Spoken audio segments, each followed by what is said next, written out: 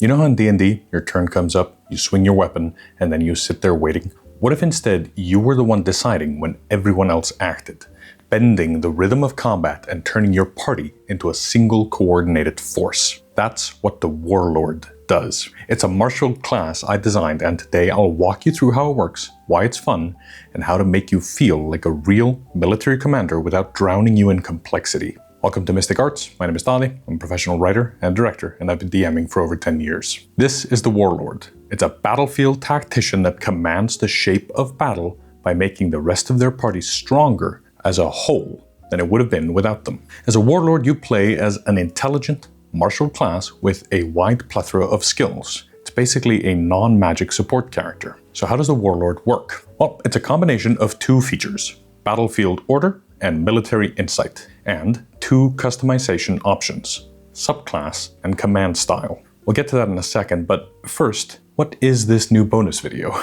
It's a part of Power Word Meal, a charity fundraiser where hundreds of creators raise money to save lives with the UN World Food Program. All donations go directly to feeding vulnerable people across the world, and everyone who donates gets a one-shot adventure, a ready-to-play new D&D species, and we're giving away over $20,000 worth of bonus rewards, like the Warlord, to supporters at random. The more meals you donate, the more chances you get to receive one of those awesome extras. Save lives while gaming by clicking the link in the description. Let's start with military insight. It's a pool of points you use to represent your tactical brain running at full speed. When you roll initiative, you get a number of insight points equal to your intelligence score. It's a resource that recharges every combat, but there's also a number of different ways to get insight back depending on your subclass or command style. They're like these little bursts of battlefield awareness. Then you can use a reaction to cash those in to turn the tide of the fight. When an ally misses like a really important attack, you can spend an insight to let your ally try again. If the big bad just landed a hit on an ally, you could use an insight to possibly turn that hit into a miss. It's not complicated, you're just reacting to the fight, but always in a way that makes your team more effective. And that's what makes it fun. Your insight doesn't just keep you alive, it actively changes how everyone around the table plays. But you've got to pay attention. What makes this class so tactical is that you have to know which attacks are important to hit with, which of the enemy's attacks need to miss for your team to win. And it's not that tedious kind of complicated where you have to memorize dozens of effects or spells, but instead you're actively spotting the moment, calling the shot, and making your whole group feel brilliant. Moving on to battlefield order. This is where the commander fantasy really clicks. Depending on the fight, certain characters in the party are more clutch than others. Battlefield order is your way to make those characters shine. As a warlord, you should never have a I swing my weapon turn. Instead, you figure out which attacks are more important in a battle and shout them out. And another character in your party immediately acts on it. That might mean the rogue gets an extra strike in before the enemy can run, or the ranger fires the finishing shot at just the right moment. And the coolest part? You're not taking their turn for them, you're letting them make another attack, which makes your fellow players feel awesome. That changes the rhythm of combat. Instead of waiting for the initiative tracker to cycle back around to you, the Warlord is accelerating the party's tempo. Every order feels like you just bent the rules of the game in your team's favor. It's satisfying because it's simple. You give up an attack, someone else gets one. But in practice, it feels like you're the commander, standing above the battlefield, deciding when and where the party should strike.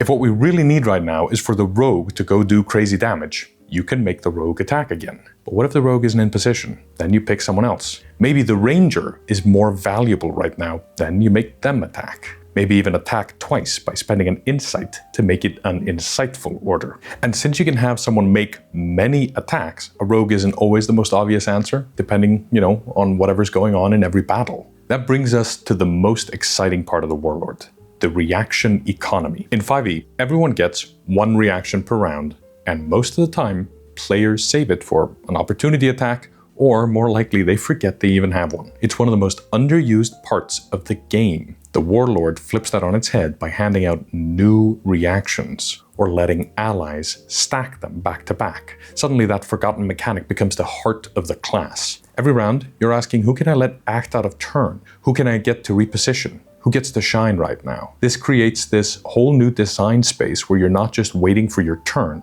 you're reshaping the flow of the combat on everyone else's turn too. These features combine, it means more attacks, more clutch defenses, more cinematic got-your-back moments, and that's why it feels like a real Commander fantasy. You're not simply buffing stats or throwing heals, you're bending the action economy itself, turning a battlefield into a chessboard that you control. On top of all of this, you get to choose a subclass, like every other class, and that defines your character and how they fight with the party. There's 3. The Exemplar is the knightly leader, charging into battle, bolstering morale and defending allies. The Tactician is the strategist, juggling stratagems and foresight to always stay 3 steps ahead. And the War Chief is raw ferocity, leading by example, shrugging off pain and pushing allies to fight harder. Each one gives the Warlord a different tone at the table, whether you want to play this noble commander, cunning planner, or brutal warband leader.